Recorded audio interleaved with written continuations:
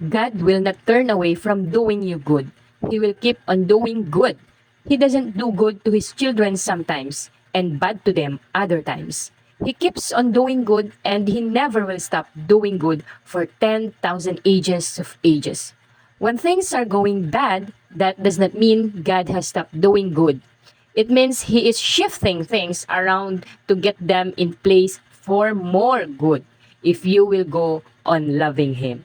Good morning po sa ating lahat, people of God, children of God, followers of God. Kumusta po kayong lahat? So narito naman po tayo, ang inyong Ate Jen, upang mag-share po sa inyo ng mga words of God na siyang magpapalakas po ng ating loob at magpapatibay ng ating pananampalataya. Hope you are doing good po at kung gusto niyo po ng mga ganitong content regarding po sa mga words of God na siyang magpapatibay nga ng ating pananampalataya, please follow po and sana po ay matuto tayong lahat dito sa mga sinishare natin, okay? So narito naman po tayo sa series natin na kung paano tayo tutugon sa kabutihan ng Panginoon sa atin. How do we respond on God's goodness sa ating mga buhay? So una nating natalakay, kung hindi niyo po napanood pa or napakinggan yung mga previous na videos natin regarding po sa series na ito, ay pwede niyo pong balikan yung ating mga videos, okay? So, unang-una po kung paano tayo magre-respond o tutugon sa kabutihan ng Panginoon sa atin is number 1, gratefully thank God, okay? Pangalawa po, live faithfully each day. At narito na po tayo sa pangatlo, always depend on Him. Ito po ay pangatlong paraan kung paano tayo tutugon sa kabutihan ng Panginoon sa buhay natin. Basahin po natin ang Psalms chapter 50 verse 15. Sabi dito, tumawag kayo sa akin sa oras ng inyong kagipitan at ililigtas ko kayo at ako'y pararangalan ninyo. Diba? Sabi sa talata na ito na ay nagsasabi sa atin na tuwing meron tayong problema, tuwing meron tayong mga challenges sa buhay, ang inaasahan ng Panginoon sa atin ay tatakbo tayo sa Kanya. Okay? Sa Kanya tayo tatakbo at hindi tayo aasa sa ating mga sariling galing, sa ating mga naipon sa bangko, at hindi tayo aasa sa ibang tao. Kung hindi, sa Kanya lamang tayo tatakbo. Sa Panginoon lamang tayo aasa upang humingi ng tulong. Okay? Sa Kanya tayo magdidepende. Nakakalungkot minsan tayo pa yung nagiging instrument para hindi matutong lumapit yung mga tao sa Diyos, di ba? Paano tayo nagiging instrument?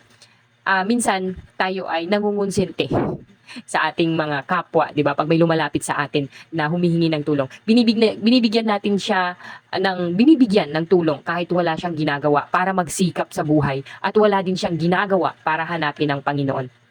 At sino ang nagiging Diyos ng taong 'yon na lumalapit sa atin? Tayo. Kasi tayo yung tumutulong sa Kanya palagi. Kaya tayo yung inaasahan niya palagi, hindi ang Panginoon. So, merong isang tao nagbigay ng payo, sabi niya, huwag kang magbigay, hayaan mo siyang mahirapan at sabihin mo sa kanya na lumapit siya sa Panginoon. Bakit?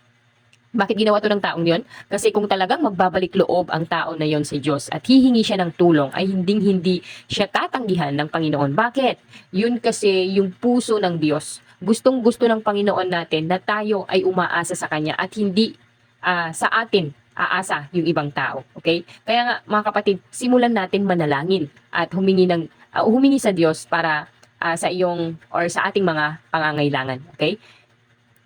Maraming characters sa Bible sinagot ng Panginoon yung mga dalangin nila. Example, si Abraham na ang dalangin ni Abraham, iligtas si Lot at ang kanyang pamilya sa paggunaw ng Sodoma, di ba? Sinagot ng Diyos ang panalangin niya para magkaanak si Isaac. Sinagot ng Diyos ang prayer ni Joshua at huminto ang pag-ikot ng araw. Sinagot ng Diyos ang dalangin ni Hannah na magkaanak kahit pa nga siya ay baog. At marami pang mga panalangin ang makikita natin sa Bible na sinagot ng Panginoon. At hindi lang po yun, hindi lang mga Bible characters ang makikita natin yung sagot ni Lord sa mga prayers nila. Okay? Marami din sa atin, ako mismo, I would be testimony for that na maraming mga panalangin ko ang sinagot ng Panginoon. At isa na nga itong yung pagtaas ng presyo ng live weight ng ating mga alagang baboy. Kasi dati sobrang baba at talagang gabi-gabi, araw-araw ipinapanalangin ko na sana tumaas yung presyo ng live weight. Kasi nga kung mananatili na mababa ay talagang lugi yung mga katulad nating hog racers. Kaya gabi-gabi, araw-araw ko yun ipinapanalangin na sana tumaas yung presyo ng live weight. At yun nga, nung nagbenta tayo ay mas mataas siya kumpara dun sa dating presyo. Okay? So, Sabi po sa Mateo chapter 7 verses 7 to 8, humingi kayo sa Diyos at bibigyan kayo. Hanapin ninyo sa Kanya ang hinahanap nyo at makikita nyo. Kumatok kayo sa Kanya at pagbubuksan kayo, sapagkat ang lahat ng humihingi ay nakakatanggap, ang naghahanap ay nakakakita, at ang kumakatok ay pinagbubuksan. 'Di ba? Ang sabi dito sa talata, ang lahat ng humihingi ay nakakatanggap. Ang ibig sabihin, nakahanda na yung ibibigay ng Diyos na hihingin natin. Ang hinihintay niya ay humingi ka, okay? Ang hinihintay ng Diyos, humingi tayo. Tingnan mo, sabi sa Mateo chapter 6 verse 8, huwag nyo silang gayahin dahil alam na ninyong dahil alam na ng inyong Ama kung ano ang kailangan ninyo bago pa man ninyo ito hingin sa Kanya. Amen. Now, maaaring tinatanong natin kung alam ng Diyos yung kailangan natin bago pa natin hingin sa Kanya, bakit pa tayo mananalangin, 'di ba? Alam naman pala niya Bakit pa tayo hihingi, 'di ba? Bakit hindi na lang niya ibigay? Kung kahit na manalangin tayo hindi, 'di ba? May mga ganun tayong mga katanungan.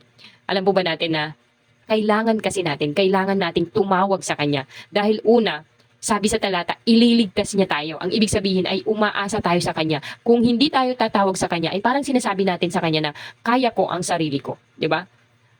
Pangalawa, kung tatawag tayo sa Kanya, mas lalok tayong magiging malapit sa Kanya. Di ba? Kapag tayo kasi ay parang hindi tumatawag, parang malayo yung loob natin sa Kanya, sa Panginoon. Unlike kapag tumatawag tayo, mas nagiging malapit tayo. Di ba? Pangatlo po, gusto ng Panginoon na tayo mismo ay sabihin natin sa Kanya yung kailangan natin para makita niya ang ating pagtitiwala sa Kanya. Okay?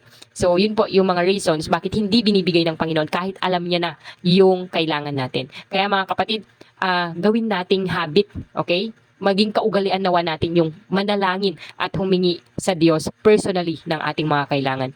At hindi lang personally, okay? Hindi lang yung tayo mismo yung nananalangin, kundi i-request din natin ito sa mga kapatid natin mananampalataya para sila din ipanalangin tayo. Kasi mas malakas ang prayer kapag mas marami ang nananalangin para dito, okay? So ito po ay pagpapakita na wala tayong magagawa kapag hiwalay tayo sa ating Panginoong Diyos. Maalala ko po, nung araw na nakilala ko ang Panginoong Jesus sa kanyang kabutihan, sa kanya ako nagdepende, okay? Nagdepende ako sa magandang plano niya sa akin, okay? Natutunan kong i-depend sa kanya lahat ng mga nangyayari sa buhay ko. Okay? Tinigilan ko lahat ng mga ginagawa ko before na alam kong hindi kalugod-lugod sa kanya. Kapatid, inaanyayahan ko din kayo na magdepende sa ating Panginoon. Okay? At huwag tayong magdepende sa ibang tao. Ito yung pagdedepende natin sa ating Panginoon ay isang response natin, okay? Ito yung tamang response natin sa kabutihan ng Panginoon sa atin. Sa Kanya lang tayo umasa, okay? Sa Kanya lang tayo humingi at ibibigay niya yung ating mga kailangan. At pag nangyari yon ay ang Panginoon mismo ay ang mapaparangalan sa buhay natin.